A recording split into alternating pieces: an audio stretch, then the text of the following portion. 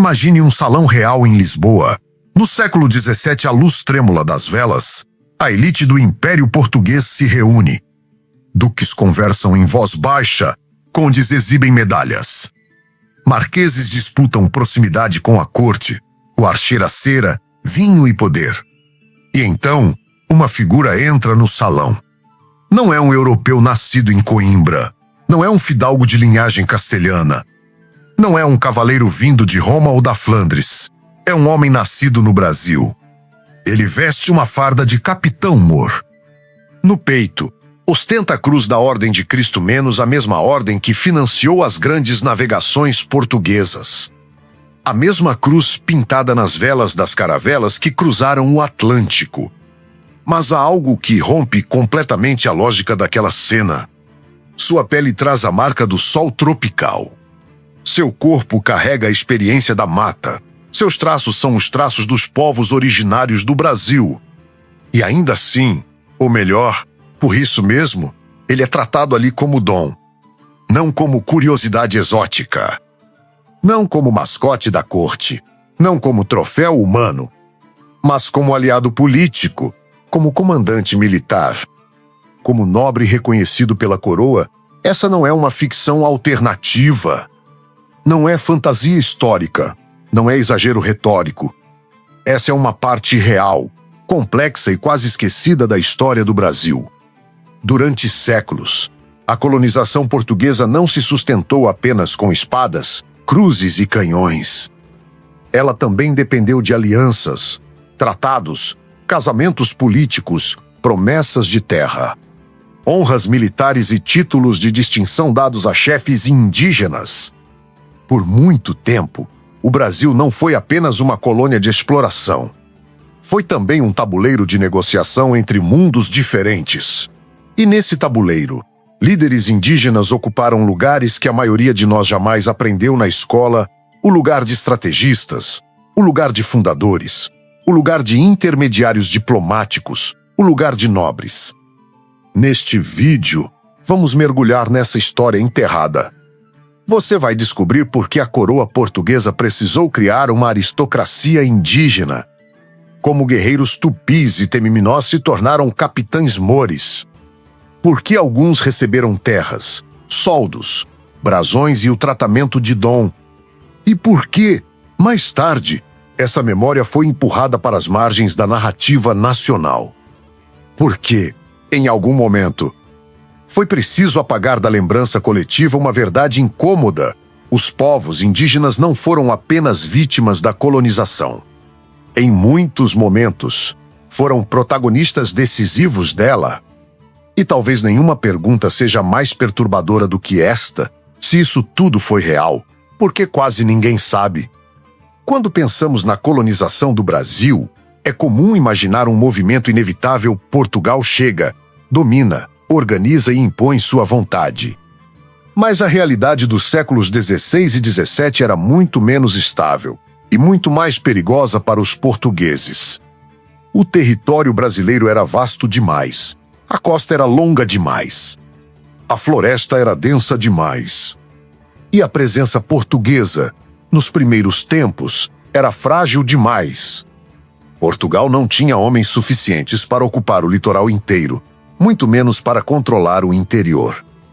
A colônia era cobiçada por rivais europeus, ameaçada por ataques marítimos, marcada por disputas locais e sustentada por uma presença militar bastante limitada. Os franceses entenderam isso cedo.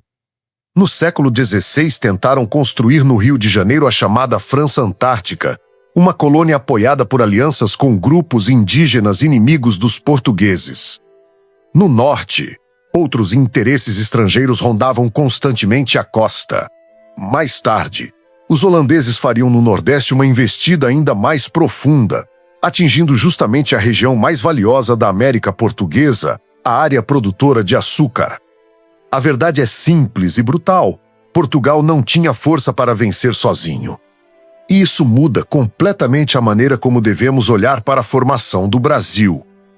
Porque, diante dessa fragilidade, os portugueses perceberam uma coisa fundamental Quem controlava o território de fato não eram os homens que vinham do mar, mas os povos que já viviam naquela terra há séculos. Eles conheciam os rios, conheciam as trilhas, sabiam onde se podia emboscar um exército. Sabiam quando recuar, quando esconder, quando atacar. Sabiam sobreviver onde o europeu se perdia. Sem aliança indígena, a presença portuguesa no Brasil poderia ter sido esmagada, fragmentada ou substituída por outra potência europeia. É nesse ponto que nasce uma política decisiva da colonização, transformar chefes indígenas em parceiros militares da coroa, não por benevolência, não por humanismo, mas por necessidade estratégica. A monarquia portuguesa precisava converter apoio local em lealdade política. E, para isso, não bastava distribuir missas, ferramentas ou palavras bonitas. Era preciso oferecer algo que, no mundo do antigo regime, tinha valor imenso: honra, privilégio, reconhecimento, status. Portugal precisava convencer líderes indígenas de que valia mais a pena lutar com a coroa do que contra ela. E, para isso, fez algo extraordinário: começou a inseri-los. Ainda que de forma desigual e interessada, dentro da linguagem nobre do império.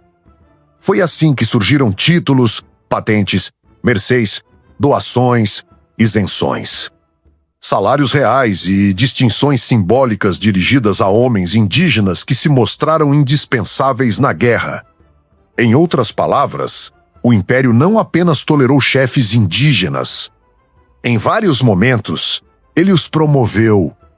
Um dos instrumentos centrais desse sistema foi a política de aldeamentos e repartições.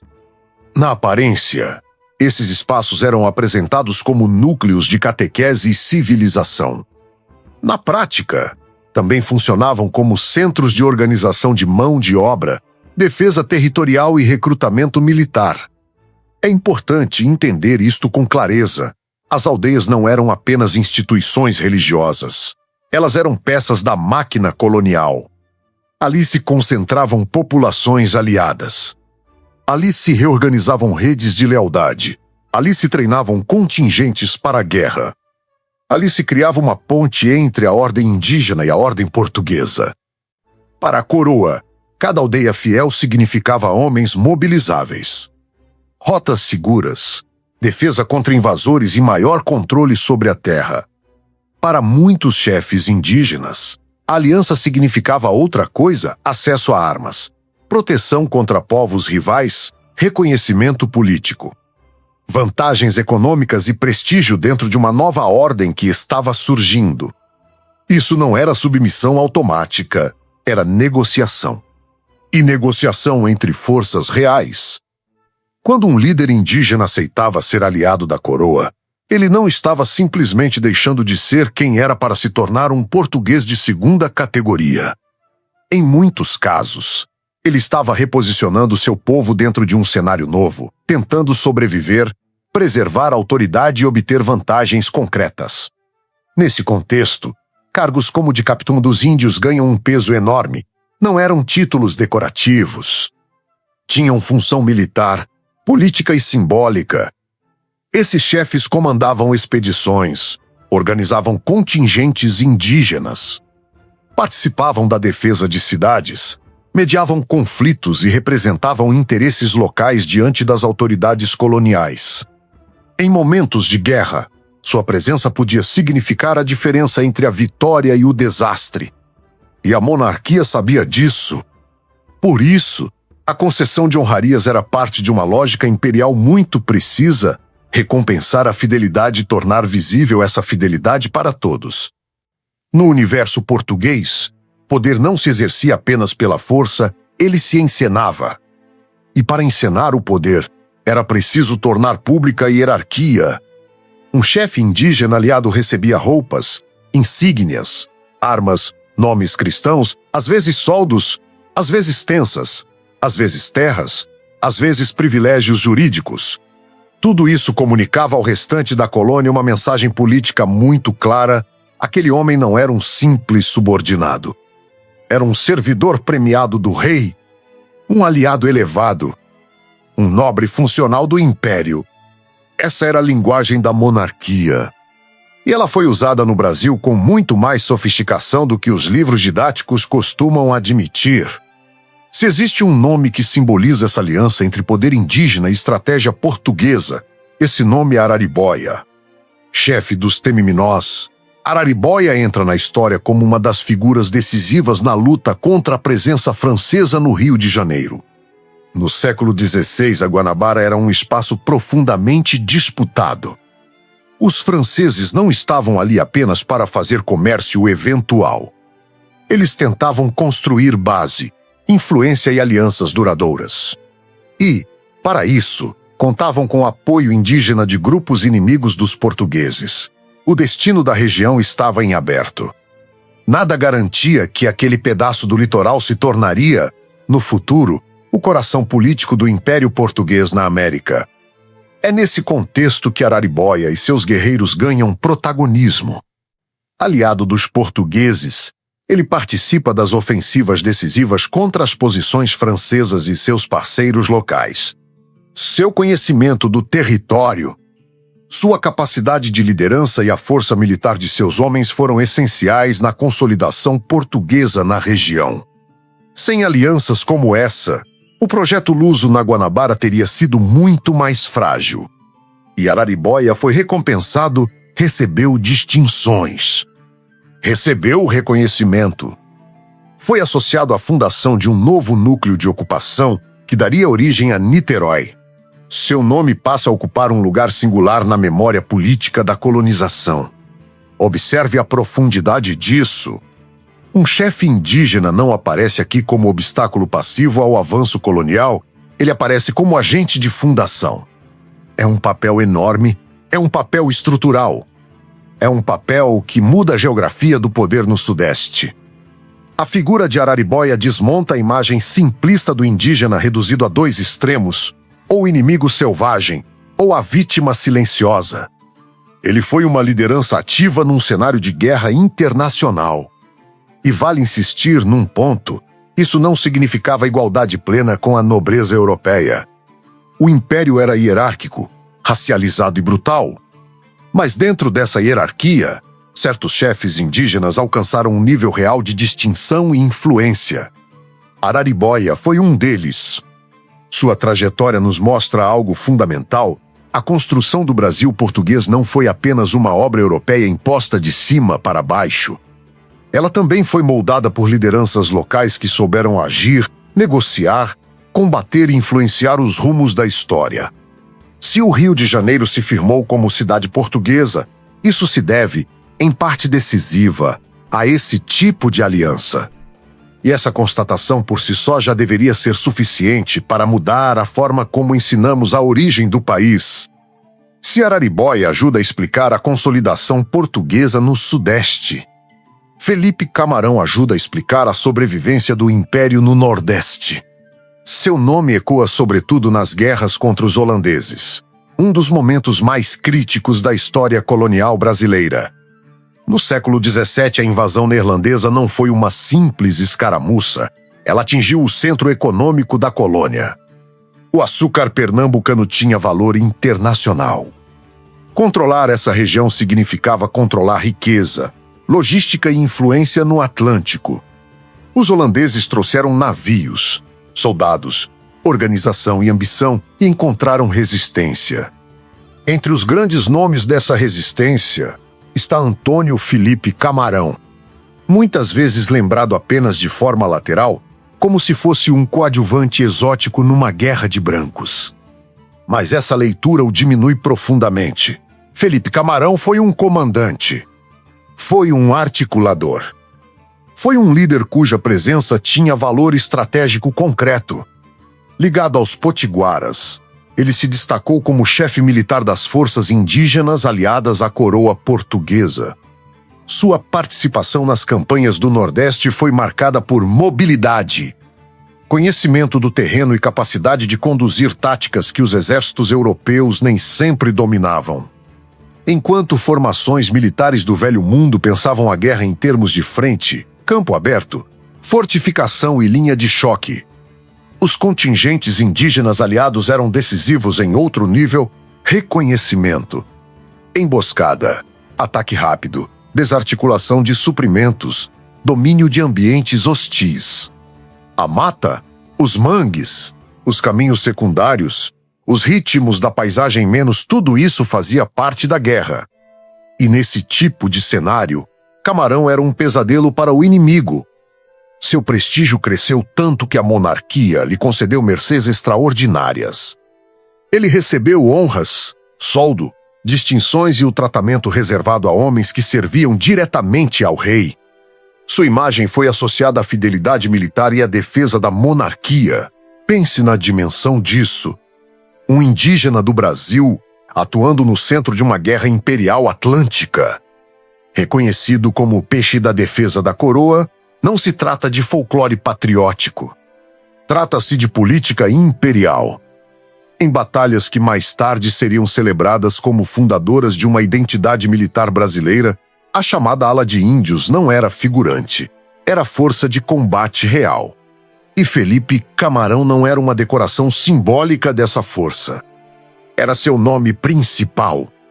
Quando falamos da Batalha dos Guararapes, frequentemente ouvimos que ali teria nascido uma espécie de embrião da nacionalidade brasileira com a união de brancos, negros e indígenas contra o invasor estrangeiro. Essa leitura pode ser debatida, claro. Mas uma coisa é inegável: sem líderes como Camarão, o resultado daquela resistência teria sido muito diferente. E é exatamente isso que torna tão revelador o posterior apagamento de sua condição política. Porque lembrar Felipe Camarão apenas como índio valente é confortável. Reconhecê-lo como nobre militar do Império é muito mais desconfortável. Isso obriga a admitir que o poder colonial, ao menos em certos momentos, precisou elevar chefes indígenas a posições de honra que a narrativa posterior preferiu esquecer. Mas afinal, como era a vida desses homens? O que significava, na prática, ser um nobre indígena no Brasil colonial? É aqui que a história fica ainda mais fascinante. Imagine um salão em Salvador ou em Olinda. O governador recebe autoridades, militares, representantes do clero, senhores locais e aliados importantes. Entre eles está um capitão-mor indígena. Ele talvez use tecidos europeus, botas, espada e insígnias de comando. Talvez tenha adotado um nome cristão. Talvez se expresse segundo a etiqueta exigida pelo ambiente colonial. Talvez trate e seja tratado segundo fórmulas de respeito como vossa mercê. Mas isso não significa que tenha deixado de existir como liderança indígena. Muito pelo contrário. Seu poder deriva justamente de ocupar dois mundos ao mesmo tempo. Ele é compreensível para a coroa porque fala a linguagem do império. E é respeitado por seus aliados porque mantém uma autoridade construída em outra lógica, anterior à presença portuguesa. Esse lugar intermediário era precioso. Esses homens podiam negociar mobilizações armadas, defender interesses de suas comunidades, pedir confirmação de privilégios, reclamar de abusos, exigir pagamento de serviços e reafirmar direitos herdados de guerras travadas em nome do rei. Alguns recebiam terras. Outros recebiam salários ou pensões. Outros viam seus filhos inseridos em redes de educação e catequese que buscavam formar uma elite indígena adaptada aos códigos portugueses. Havia um projeto por trás disso. Não um projeto igualitário, é importante insistir, mas um projeto de integração subordinada das chefias indígenas ao aparelho colonial. Portugal precisava de continuidade. Não bastava premiar um grande líder numa geração e perder sua linhagem política na geração seguinte. Era necessário reproduzir essa aliança. Por isso, os descendentes desses chefes, em alguns contextos, também foram alvo de atenção específica: educação, catequese, costumes, disciplina, língua, liturgia e treinamento social. A intenção era clara: transformar a fidelidade militar em fidelidade hereditária. Ou, pelo menos, tentar. E veja como isso desmonta a ideia de um Brasil colonial rigidamente dividido entre europeus que mandavam e indígenas que só resistiam ou desapareciam. A realidade era mais contraditória. Havia conflitos permanentes, claro, violência constante, também, escravização, epidemias, ruptura de alianças, traições, apropriação de terras, tudo isso fazia parte da estrutura colonial. Mas havia também zonas híbridas de poder, onde chefes indígenas podiam atuar como comandantes, mediadores e homens de prestígio reconhecido. Esses espaços eram frágeis, eram negociados o tempo todo, mas existiram. E isso muda tudo. Talvez o aspecto mais revolucionário dessa história seja perceber que o Brasil colonial, em certos momentos, foi mais politicamente plural do que a memória posterior deixou parecer. Havia senhores de engenho, havia governadores. Havia padres e ordens religiosas. Havia comerciantes e militares europeus. Mas havia também, em determinadas regiões, uma elite indígena aliada, armada e reconhecida. Isso não fazia do sistema algo justo, mas fazia dele algo mais complexo. A coroa portuguesa governava por meio de relações pessoais, recompensas, serviços prestados e hierarquias negociadas. Esse modelo permitia incorporar aliados de origens muito diferentes, desde que servissem aos interesses do rei. No contexto americano, isso significou, por um tempo, admitir que alguns líderes indígenas ocupassem posições análogas às da pequena nobreza de serviço. E é exatamente por isso que essa história é tão poderosa hoje, porque ela nos obriga a abandonar duas ilusões muito comuns. A primeira é a ilusão de que os povos indígenas só aparecem na origem do Brasil e depois desaparecem da política. A segunda é a ilusão de que todo o protagonismo indígena só pode ser lido como resistência armada contra a colonização. A resistência existiu e foi imensa, mas não foi a única forma de ação histórica. Também houve diplomacia, também houve aliança, também houve cálculo estratégico, também houve inserção institucional. Chefes indígenas não foram apenas empurrados pelos acontecimentos, muitos tentaram conduzi-los. Alguns venceram por um tempo, outros perderam. Muitos fizeram as duas coisas em momentos diferentes. O Brasil nasceu desse emaranhado. Não de uma linha reta, não de uma história simples, mas de uma disputa permanente entre projetos de poder. Mas essa fase não durou para sempre. O sistema que havia elevado chefes indígenas à condição de aliados nobres começou a se romper quando o Império Português mudou de prioridade. Se, antes, o desafio era sobreviver e consolidar presença, mais tarde o objetivo passou a ser centralizar, uniformizar e extrair. A figura que simboliza essa virada é o Marquês de Pombal. No século XVIII, as reformas pombalinas buscaram fortalecer o controle da metrópole sobre seus domínios. Tudo que cheirasse a autonomia local, mediação excessiva ou poder intermediário começou a ser visto com suspeita. Os jesuítas, com sua influência sobre aldeias e populações indígenas, tornaram-se alvo direto. As formas híbridas de autoridade também perderam espaço. As diferenças culturais passaram a ser tratadas menos como aliança estratégica e mais como problema de administração. A imposição do português como língua obrigatória. O enfraquecimento da língua geral. A reorganização dos aldeamentos e a transformação jurídica dessas comunidades fizeram parte desse processo. O que antes era útil como pacto militar passou a ser inconveniente como autonomia política.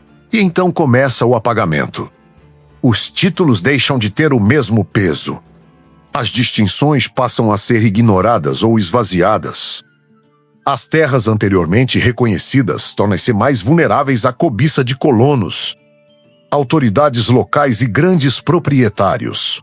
Os descendentes daqueles chefes que haviam servido a coroa já não encontravam a mesma disposição em Lisboa para confirmar privilégios antigos. A lógica agora era outra, menos pacto. Mais assimilação forçada, menos reconhecimento de lideranças autônomas, mas subordinação direta. E com a perda de poder material veio também a perda de memória. A história precisou ser recontada de forma útil ao novo regime social que se consolidava.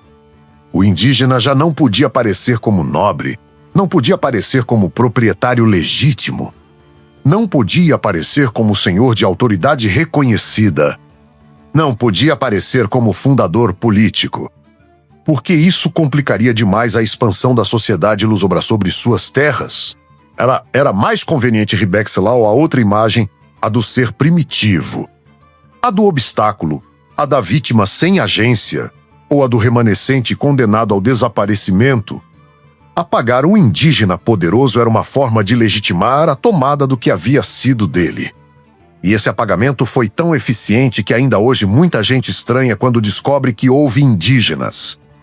Tratados como dom, condecorados, armados pelo rei e integrados à lógica da honra imperial.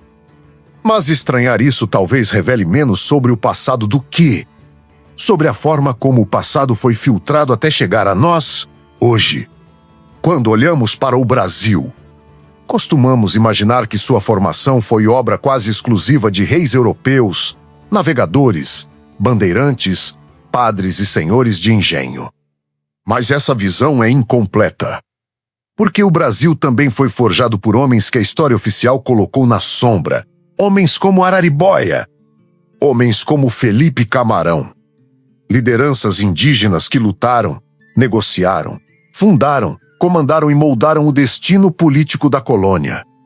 Reconhecer essa nobreza indígena não é um capricho revisionista. Não é uma curiosidade exótica. Não é uma nota de rodapé. É restaurar uma dimensão perdida da história brasileira. É admitir que os povos originários não foram apenas cenário para o avanço da colonização. Eles foram sujeitos de decisão, às vezes como aliados, às vezes como adversários, às vezes como negociadores entre mundos, mas sempre como protagonistas de sua própria presença histórica. E talvez essa seja a parte mais importante de tudo. Quando um povo é apagado de seu passado de poder, fica mais fácil negar seus direitos no presente. Quando sua memória é reduzida à fragilidade, torna-se mais difícil reconhecer sua continuidade, sua inteligência política e sua centralidade na formação do país. Por isso, contar essa história é mais do que olhar para trás. É corrigir a maneira como enxergamos o Brasil agora.